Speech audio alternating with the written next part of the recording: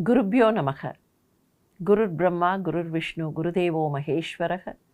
குரு சாக்ஷாத் பரம்பிரம்ம தஸ்மை ஸ்ரீ குரவே நமக. ஸ்ருதி ஸ்மிருதி புராணானாம் ஆலயம் கருணாலயம் நமாமி பகவத்பாத சங்கரம் லோகசங்கரம். எல்லோருக்கும் ஒரு சின்ன சந்தேகம் பல சமயங்களில் வருகிறது. அதுவும் இப்போது நாம் இருக்கிற காலகட்டத்தில், இப்போதைய வாழ்க்கை முறையில் இந்த சந்தேகம் நிறைய பேருக்கு வருகிறது. என்ன அது? முன்பெல்லாம் குருகுலவாசம் செய்யக்கூடிய வாழ்க்கை முறை இருந்தது. அவரவர்கள் குருகுலவாசம் என்பது இல்லை என்றாலும் கூட அவரவர்கள் குடும்பத்திற்கு என்றும் அந்த குலத்திற்கு என்றும் குருமார்கள் இருந்தார்கள். அந்த குருமார்களிடத்திலே போய்தான் எதுவாக இருந்தாலும் கேட்டு அவர்களின் வழிகாட்டுதல் படி நடந்து கொள்வார்கள். அரசர்களுக்கு ராஜகுரு இருப்பார், மற்றவர்களுக்கு அவரவர்களுக்கு என்று குலகுருமார்கள் இருந்தார்கள். ஆனால் இப்போதெல்லாம் அப்படிப்பட்ட ஒரு நிலை இல்லை. இப்போதைய யந்திர வாழ்க்கையில் அப்படி எல்லோருக்கும் குருவினிடத்தில் உபதேசம் கேட்கக்கூடிய வாய்ப்பு கிடைப்பதில்லை. குருமார்கள் என்று சிலர் இருந்தாலும் கூட ஏதாவது ஸ்லோகம், ஏதாவது பாடல், துதிப்பாடல் இவற்றையெல்லாம் குருமுகமாகத்தான் உபதேசம் பெற வேண்டும் என்கிற போது அப்படி அந்த குருவினிடத்தில் உபதேசம் பெறக்கூடிய வாய்ப்பு எங்களுக்கு இல்லையே, நாங்கள் இந்த ஸ்லோகங்களையோ இந்த ஸ்துதிகளையோ சொல்லலாகாதா, இறைவனை நினைத்து இவற்றையெல்லாம் பாராயணம் செய்யலாகாதா என்று கேட்பார்கள். மகாஸ்வாமி இதற்கு எப்படி விடை தருகிறார் என்று பார்க்கலாமா? மகாஸ்வாமி அழகாக ஒரு பாதையை போட்டு கொடுக்கிறார். நிறைய ஸ்துதிகள் நம்மிடத்தில் இருக்கின்றன. அந்தந்த மொழிகளில், நம்முடைய தேசத்தில் இருக்கிற பல மொழிகளில் அந்தந்த மொழிகளிலேயே சின்ன சின்னதாக கடவுளை பற்றிய பாடல்கள், கடவுளை பற்றிய ஸ்துதிகள், ஸ்தோத்திரங்கள், ஸ்லோகங்கள் இருக்கின்றன. பிள்ளையாரை பற்றி வேண்டுமா, 5 கரத்தனை யானை முகத்தனை என்று சொல்லலாம். முருகப்பெருமானை பற்றி வேண்டுமா, மூவிரு முகங்கள் போற்றி முகம்பொழி கருணை போற்றி என்று சொல்லலாம். அம்பிகையை பற்றி வேண்டுமா, தனம் தரும் கல்வி தரும் என்று ஆரம்பிக்கலாம். சிவபெருமானை பற்றி வேண்டுமா, பொன்னார் மேனியனே புலித்தோலை அரைக்கசைத்து என்று பாடலாம். திருமாலை பற்றி வேண்டுமா, அந்த திருமாலுக்கு என்று பல ஸ்லோகங்கள், விஷ்ணு சகஸ்ரநாமம் என்றெல்லாம் பல ஸ்லோகங்கள் இருக்கின்றன, நாமாவளிகள் இருக்கின்றன. இவற்றில் எதை வேண்டுமானாலும் சொல்லலாம். ஆனால் இங்கேதானே சிக்கல் வருகிறது. குருமுகமாக இவற்றை உபதேசம் பெற்றிருக்க வேண்டுமா என்கிற கேள்வி வருகிறதே என்கிற போது மகாஸ்வாமி சொல்கிறார், நம்முடைய தேசம் செய்த பாக்கியம் இந்த மாதிரியான ஸ்துதிகள் ஒவ்வொரு தெய்வத்தையும் குறித்து கணக்கு வழக்கு இல்லாமல் இருக்கின்றன. நம்முடைய முன்னோர்கள் இந்த ஸ்துதிகளை எல்லாம் அந்தந்த குடும்பங்களிலே சொல்லி கொண்டு வந்திருப்பார்கள். அவர்கள் சொல்லி சொல்லி அந்த ஸ்துதிகளுக்கு பலம் அதிகப்பட்டிருக்கிறது. தொடக்கத்தில் இருந்ததை விட தலைமுறை தலைமுறையாக அவர்கள் இவற்றையெல்லாம் சொல்லி சொல்லி அதனாலே அந்த ஸ்லோகங்களுக்கும் ஸ்துதிகளுக்கும் பலம் கூடியிருக்கிறது. இவற்றையெல்லாம் ஜனங்கள் அவரவரும் தாங்களே படித்து பாராயணம் பண்ணலாம். குருமுகமாகத்தான் கற்றுக்கொண்டு பண்ணணும் என்று கண்டிப்பு இல்லை. அனுபவம் கண்ட குரு எடுத்து வைத்து பண்ணினால் அது ரொம்ப விசேஷம்தான், சந்தேகமில்லை.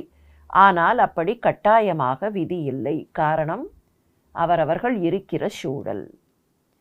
சரி, இவற்றை எப்படி பாராயணம் பண்ணலாம்? அவரவர்கள் பாராயணம் பண்ணலாம் என்று ஆச்சாரியரே சொல்லிவிட்டார், எனவே அப்படியே செய்துவிடலாமா என்றால் அந்த இடத்தில் ஒரு சின்ன வழிமுறையை, ஒரு மெத்தடாலஜியை கற்றுக் கொடுக்கிறார். எந்த ஸ்தோத்திரத்தை சொல்வதாக இருந்தாலும் முதலில் விநாயகப் பெருமானை நினைத்து ஒரு சின்ன ஸ்லோகத்தை சொல்லுங்கள். அதன் பின்னர் பொதுவாக குரு என்பவருக்கு பொருந்தும்படியாக ஒரு சின்ன ஸ்லோகத்தை குருவை நினைத்து சொல்லுங்கள். அது அவரவர்களுக்கு மனசில் எந்த குரு என்று எண்ணுகிறீர்களோ அந்த குருவை உள்ளத்தில் நினைத்து மானசீகமாக அந்த குருவுக்கு அதை சொல்லுங்கள். குரு பற்றி பொதுவாக உள்ள, அதாவது எந்த குருவுக்கும் அப்ளை ஆகிற ஒரு ஸ்லோகத்தை நாம் எந்த மகானை குருவாக நினைக்கிறோமோ அவரை நினைத்து சொல்லிவிட்டு அதற்கப்புறம் எந்த ஸ்தோத்திரமோ எந்த ஸ்லோகமோ எந்த துதியோ அதை சொல்லுங்கள். குருவை நினைத்து, அவரவர்கள் குருவை, அப்போ என்ன ஆகிறது? அந்த குரு வழியாக நாம் உபதேசம் கேட்டோம் என்பது அந்த இடத்தில் ஈடுகட்டப்படுகிறது. சரி, குருவை நினைத்து சொல்ல வேண்டும் என்கிறாரே, அதுதான் முதலில் விநாயக பெருமானை நினைத்து விட்டோம். விநாயக பெருமானுக்கு அடுத்ததாக நேரடியாக சிவனை பற்றியோ அம்பாளை பற்றியோ மகாலட்சுமியை பற்றியோ நேரடியாக அந்த ஸ்தோத்திரத்தை சொல்லிவிடலாமே, எதற்கு நடுவில் ஒரு குரு என்கிற கேள்வி வரும் இல்லையா? எவ்வளவு அழகாக அதற்கு வழிகாட்டுகிறார். பகவான் நம்மை விட உயர்ந்தவர். எந்த வடிவத்தில் அந்த பகவான் இருந்தாலும், சிவனாக இருந்தாலும், விஷ்ணுவாக இருந்தாலும், முருகனாக இருந்தாலும், விநாயகராக இருந்தாலும் நம்மை விட உயர்ந்தவர் என்பதில் எந்த சந்தேகமும் இல்லை. அவர் நம்மை விட உயர்ந்தவர் என்பதனால் அவர் எதிரில் போய் நாம் சின்னவராக பணிந்து நிற்கிறோம் என்பதில் எந்த பெரிய விசேஷமும் இல்லை. அவர்தான் மிக உயர்ந்தவர். மிக உயர்ந்தவராக இருக்கிற அவருக்கு எதிரில் போய் வினயமாக நாம் நிற்பது என்பது பெரிய விசேஷம் இல்லை. ஏனென்றால் அப்படித்தான் இருந்தாக வேண்டும். அப்படித்தான் இருந்தாக வேண்டும். மிகப்பெரியவருக்கு எதிரில் போய் நான் வினயமாக இருக்கிறேன் என்றால் அவர்தான் மிகப்பெரியவர். எங்கேயோ இருக்கிறாரே, அங்கு இங்கு எனாதபடி எங்கும் நீக்கமர நிறைந்த பெரும் கடவுள். அவர் எதிரில் ஒரு சின்ன ஸ்பெக் அது கூட இல்லை. அப்போ அந்த வினயத்திற்கு ஒன்றும் பெரிய சிறப்பில்லை. ஆனால் அந்த தெய்வமே நம்மை போல ஒரு மனித வடிவத்தில் வரும்போது, நம்மை போல இருக்கிற, எனக்கு இருக்கிற 2 கால்கள், எனக்கு இருக்கிற 2 கைகள், என்னை போன்ற அதே வடிவத்தில் இருக்கிறார் என்கிற போது நமக்கு அவரிடத்தில் பணிவு வருவது சுலபத்தில் வருவதில்லை. நம்மை போலவே மனுஷ ரூபத்தில் வந்தும் பெரியவராக தெய்வத்தன்மை நிரம்பியவராக ஆன ஒருத்தரிடம் பணிந்து நின்றால்தான் அது விசேஷம். அப்போதுதான் வினய சம்பத் உண்டாகும். ஏன் குருவை முன்னிறுத்தி என்றால், அந்த குருவை பார்க்கும்போது சில நேரங்களில் இவர் நடப்பது கூட நாம் நடப்பது போலத்தானே இருக்கிறது.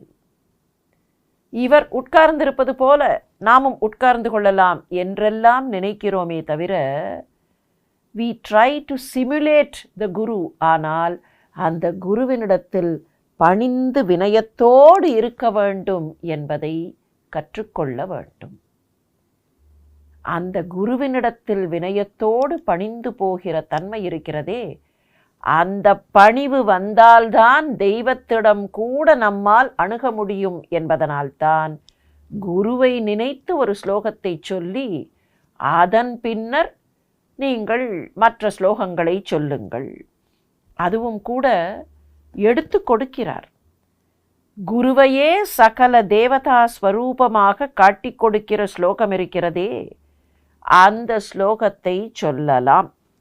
ஒரு ஸ்தோத்திரத்தை நமக்கு குரு என்று ஒருவர் கற்றுக் கொடுத்துத்தான் சொல்ல வேண்டும் என்ற கட்டாயம் இல்லாவிட்டாலும் கூட நமக்கு இஷ்டமான ஒரு மகானை குரு ரூபமாக நினைத்து முதலில் இப்படி வழிபட்டால் அது நல்லது. அப்படி மகாஸ்வாமியே எடுத்து கொடுக்கிற 2 ஸ்துதிகள் குருவை பற்றி.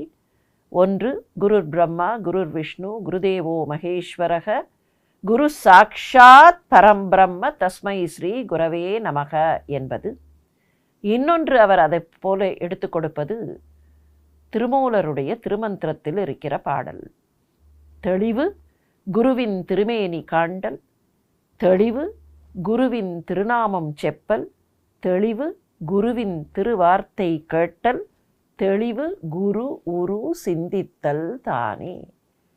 இந்த 2 பாடல்களையும் எடுத்து சொல்லி இதில் ஏதாவது ஒன்றை சொல்லிவிட்டு அதற்கு பின்னர் நாம் எந்த ஸ்துதியை சொல்ல வேண்டும் என்று ஆசைப்படுகிறோமோ அந்த ஸ்துதியை சொல்லுவது நல்லது. இதற்கும் பின்னர் இன்னொரு வழிமுறையையும் சொல்லுகிறார். குருவினிடத்தில் உபதேசம் கேட்பதற்கு வாய்ப்பில்லை. குருவினிடத்திலே அதை முறையாக பயில்வதற்கு கால அவகாசம் இல்லை. முதலில் விநாயகரை துதித்து, குரு என்று யாரை கருதுகிறோமோ அவரை துதித்து, அதன் பின்னர் அந்த ஸ்லோகத்தை சொல்கிறோம் என்று வைத்துக்கொள்வோம். அதிலே கூட ஒன்று செய்யலாம். என்ன செய்யலாம்? இந்த ஸ்லோகத்தை அவரவர்கள் எந்த ஸ்லோகத்தை பாராயணம் பண்ண வேண்டும் அல்லது தினமும் ஓத வேண்டும் என்று நினைக்கிறார்களோ அந்த ஸ்லோகத்தை அல்லது அந்த பாடலை ஒரு பெரியவரிடம் போய், அது குறித்த ஞானம் இருக்கிற ஒரு பெரியவரிடம் போய் 3 தடவையாவது அல்லது அதமபக்ஷம் 1 தடவையாவது அவர் சொல்லி கேட்டு அப்புறம் நாமாகவே பாராயணம் பண்ணலாம். அந்த குரு நமக்கு உபதேசம் செய்ததைப் போல முறையாக ஒவ்வொரு பதமாக, அந்த பதத்திற்கு இருக்கக்கூடிய ஒவ்வொரு பொருளாக தீட்சை முறையிலே எல்லாம் கேட்பதற்கு வாய்ப்பு இல்லை என்றாலும், யாராவது ஒரு மகானிடத்தில் போய் அதை ஒரு முறை சொல்லச் சொல்லி, அல்லது ஒரு பெரியவரிடத்தில் போய் அதை ஒரு முறை சொல்லச் சொல்லி, 3 முறை மிகவும் உயர்வு. 3 முறை முடியவில்லை என்றால் அதமபக்ஷம் 1 தடவையாவது என்றார் மகாஸ்வாமி. 1 முறையாவது அதை சொல்லச் சொல்லி கேட்டுவிட்டு அதன் பின்னர் நாம் அதை தினந்தோறும் பாராயணம் செய்யலாம். ஆச்சாரியரே குருதானே. குரு என்ன செய்வார்? கையை பிடித்து அழைத்து கொண்டு போவார். எந்த இடத்தில்? அந்த பாதை தெளிவாக இருந்தால், அந்த பாதையில் முள்ளோ கல்லோ இல்லை என்றால் வா என்று கையை காட்டுவார். ஆனால் கல்லோ முள்ளோ இருக்கும்போது, அல்லது தடங்கள் இருக்கும்போது, அல்லது குழப்பம் இருக்கும்போது, இந்த வழியாக போவதா அந்த வழியாக போவதா என்கிற குழப்பம் இருக்கும்போது கையை பிடித்து அழைத்து கொண்டு போவார். அப்படித்தான் பிராக்டிக்கலாக இன்றைய வாழ்க்கை முறையில், கலிகாலத்தில், ஆனால் அதே சமயத்தில் தொழில்நுட்பம் அதிவேகமாக வளர்ந்திருக்கிற இன்றைய வாழ்க்கை முறையில் பிராக்டிக்கலாக கிரவுண்டட் டு எர்த் என்பார்களே, அந்த வகையில் மகாஸ்வாமி நமக்கு வழிகாட்டுகிறார். நம்முடைய குரு நமக்கு காட்டுகிற பாதை, அந்த பாதையில் பயணிக்கலாமா?